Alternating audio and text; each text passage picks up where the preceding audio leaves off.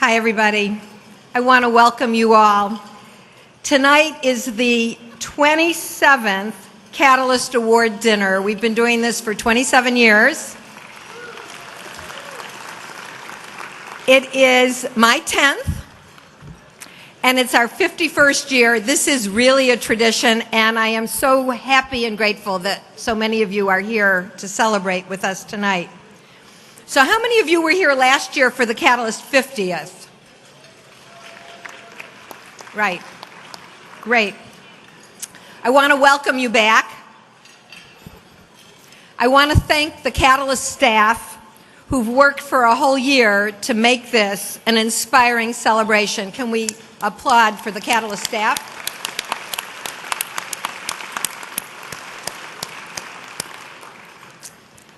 I want to thank our winners, Alcoa, the Coca-Cola Company, and Unilever, who have worked for many years on groundbreaking global initiatives to make this a worthy celebration tonight. Thank you.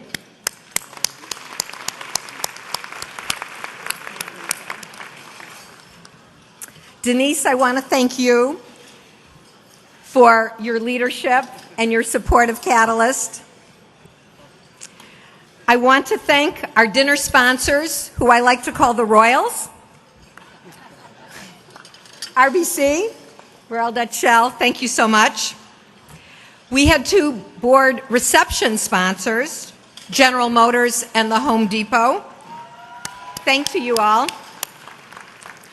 Many of you know we had a conference all day today, and we had two sponsors who I would like to thank, our lead sponsor Walmart and supporting sponsor AT&T. Thank you.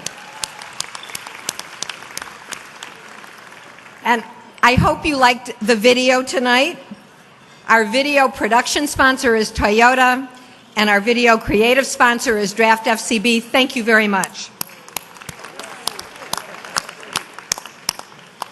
You really need a lot of friends and sponsors to be in this business. I want to thank.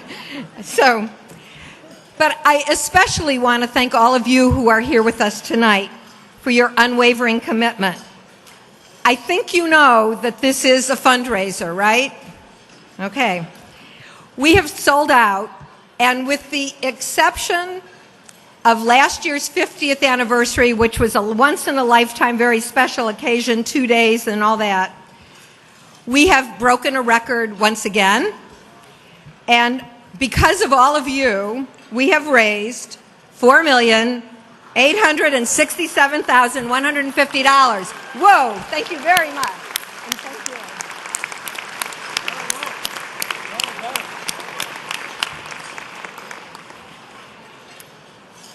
So now I would really like to ask everybody to quiet down a little bit. This has been a very exciting evening, but I'd like to see the tone come down. Thank you. Thanks very much. So I had been a little worried that after our 50th last year, 2013 might have been a little anticlimactic. But even though it was a high-flying year last year, when we released our census, 2012 census in December, we were brought back down to earth. It was the same message for 7 years. The needle barely budged. But there is a difference. We've launched the Catalyst Corporate Board Resource, which is already garnering broad support, where CEOs, led by our board members, but including a larger group of CEOs, are sponsoring women as board ready for board service. The Catalyst Canada Accord is gaining traction in Canada with a similar kind of mission.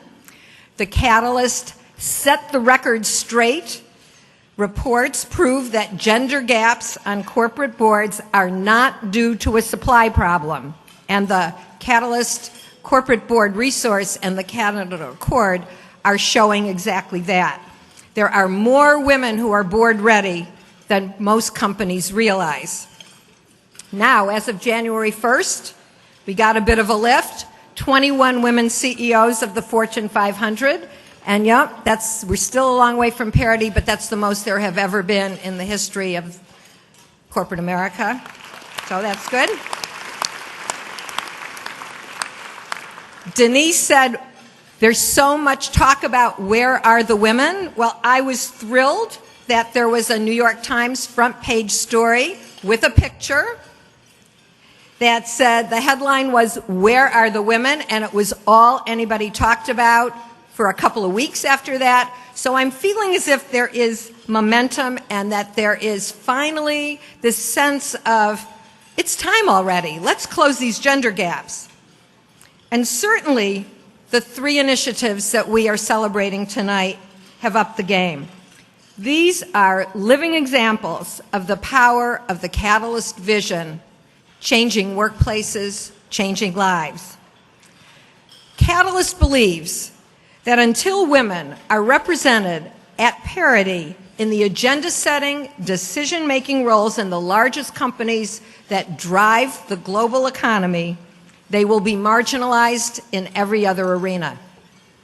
We know that there is a connection between what happens inside our companies and beyond our walls in the societies where we do business. So Klaus and Muhtar and Paul, you've done more than just lead changes inside your workplaces. You've looked outside your windows to make change for women in your communities and for their families. Because you've realized that the women and men who work at your companies aren't just employees.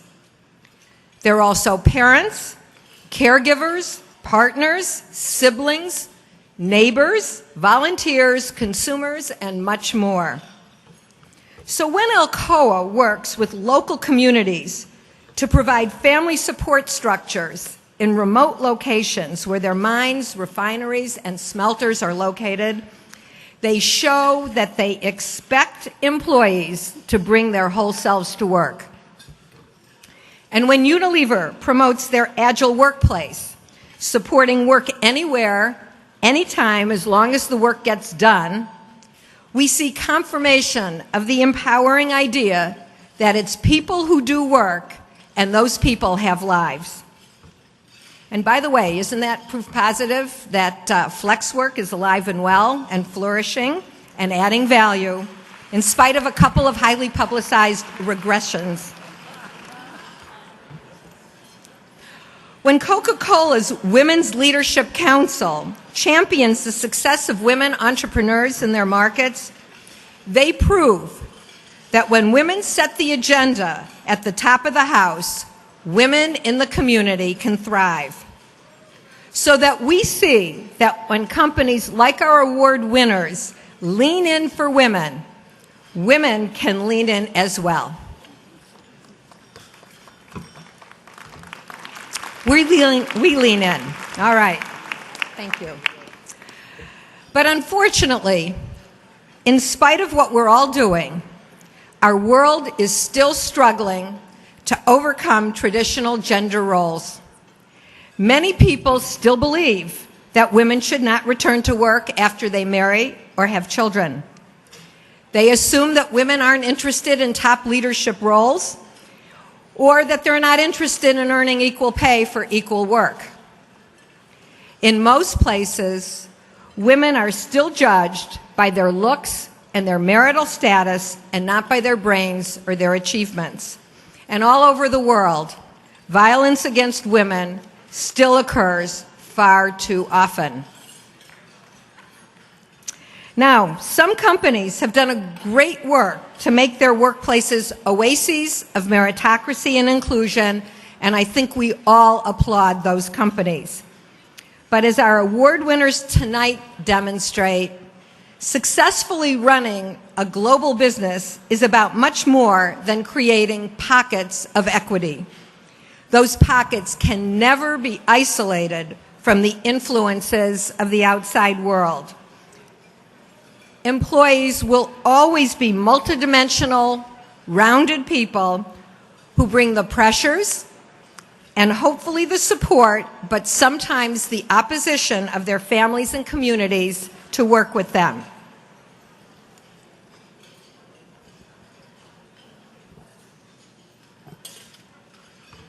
I think of my own experiences.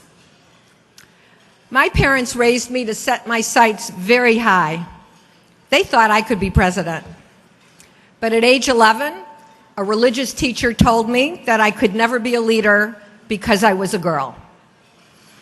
In my high school, only boys could be elected senior class president. My freshman year, the Harvard math department told me I wasn't smart enough to major in math. And my economics professor said that girls weren't smart enough to get A's in economics. So my parents and I might have been enlightened and ambitious for me, but society's institutions were not. However, my parents had their limitations too. When I earned my MBA from Harvard, one of 33 women in a class of 800, my mother said, "Dear," thank you. Thanks. My mother said, "Dear, we're always very proud of your accomplishments, but we are thrilled that your sister is pregnant with our first grandchild." Listen, I love my sister. I was delighted too, but you get my drift here. So even today, when I step through the doors of the Catalyst office, I'm still a daughter, I'm still a sister, I'm a wife, a mother, a mentor, a feminist, a foodie, a news junkie, and a Boston sports fan. I am those things all the time, every day. When I'm working, I certainly am focused on work, but the roles that I play in other arenas certainly influence my perspectives. And like all of you, I've also been shaped by my life experiences, including the societal pressures about how I should act and what I should and should not do and what I can and cannot do, including those voices from so long ago. You're not smart enough. You're not leadership material. You don't need to be independent and self-supporting because your husband will take care of you.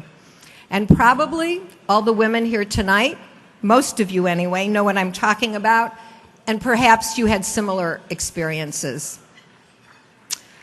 Well, it's time to mute those voices once and for all.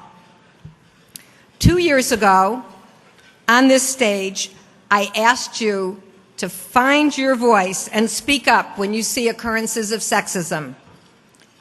And last year, I asked you to pledge out loud to be a catalyst for advancing women in the workplace. Today, this year, I'm asking you for something else. I'm asking you for silence. I'm asking you to silence the voices that tell women what they can and cannot do. Like, you're too tough, too soft, but never just right. You're not ready. You should be grateful for getting this far. You're not a good mother. You were asking for it. And you men in the audience, you might be thinking, oh, thank goodness I don't have to deal with those negative voices. But you do. They just give you different messages like, man up, or who wears the pants in your family? We need to silence those voices as well. So how do we do that? By turning the cannots into cans. The woman in our video tonight, she does this by just covering them up. She turns her back on them. She stands confidently and strategically, but she does not erase the knots in those cannots, because that's our job. It's not enough to deny the cannots or to ignore them, but we can act, and we can use our actions to silence the cannots in the workplace, out in the communities, and inside all of us. It takes a movement of committed individuals with actions that you take, and you take in your companies, and you make sure that your companies take and stick with, to counter and silence the cannots. Again and again and again, until those knots are finally erased, and women and men and businesses and societies can thrive. And that's how we will truly change workplaces and lives. Thank you.